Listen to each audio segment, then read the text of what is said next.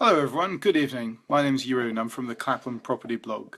I just had a thought and I thought I'd share that with you. It actually prompted from a conversation that I was having with one of my investors the other day. They were actually asking me, they were looking at a budget for a new purchase, and we discussed finishing the touches, how to decorate, spend on the build. And then she popped the question, and I knew I should have seen it coming, but she asked me, should I let my property furnished or unfurnished, Jeroen? And it kind of took me by surprise. She brought me a few over the last year that I now manage, and they were all in very good order. And I must admit, they were from another agent. We took over the management, and it turns out they were unfurnished. She let unfurnished all this time. I was bound to notice when the time came out for renewal because the rents were a bit light. But here's the thing, if you were letting your property in Clapham or surrounds, I'd say this is probably true for anything zones 2 to 4 in general, furnish them. Furnish them really well. If you're letting to housing association tenants, they are probably more than used to having their own furniture, even supplying their own white goods. But I tell you what, professional tenants, they're a different kettle of fish. They do want nice furniture. Now, if you give them cast-offs from your grandma's loft, do so at your peril. They used to say location, location, location.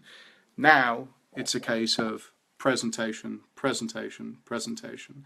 If you don't present your flat to the best of your ability, and I'm talking decor, and that includes now furnishings as well, then you're not going to get the best rent. Take a new build, for example. If you're letting a flat in a new build development, in essence, they're all a carbon copy of each other. They all present them with white walls and the same wooden flooring in the lounge, same carpet in the bedroom, same bathroom, same kitchen. So you have to differentiate. So as a landlord, if you want the best rent, you have to present your property with the best furnishings. Now, I'm not saying go to John Lewis, spend £5,000 on a designer Chesterfield sofa.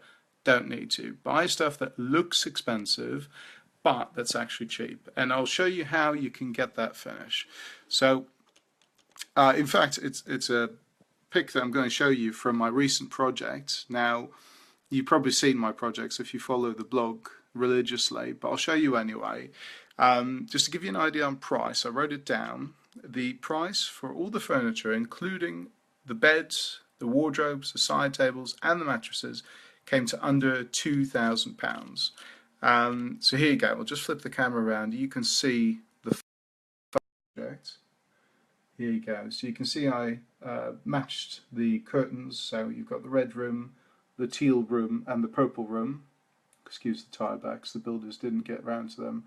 And all you do is you throw in a matching lamp there, matching curtains, and Bob's your uncle. Those lamps, they are £15 for a pair at Argos. So as you can imagine, I've got a red, a teal, and a purple one left over.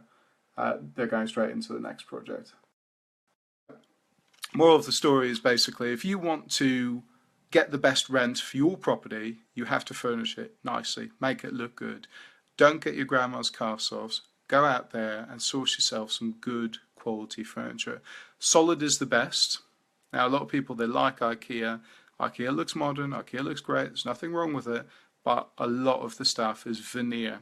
And when you're renting out your property, the veneer lacquer, it comes off. So it's best to go for solid wood. A, it feels better, it feels a lot more sturdy, and B, it will last longer. Tenants will appreciate that you've gone through a little bit of extra expense furnishing the property properly. They'll take better care of it, and the stuff will last a lot longer.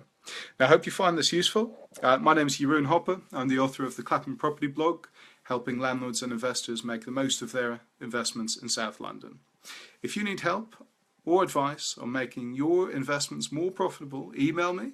My email address is jeroen@claphampropertyblog.com, or search the Clapham Property Blog on Google, Facebook, or LinkedIn, your preferred platform.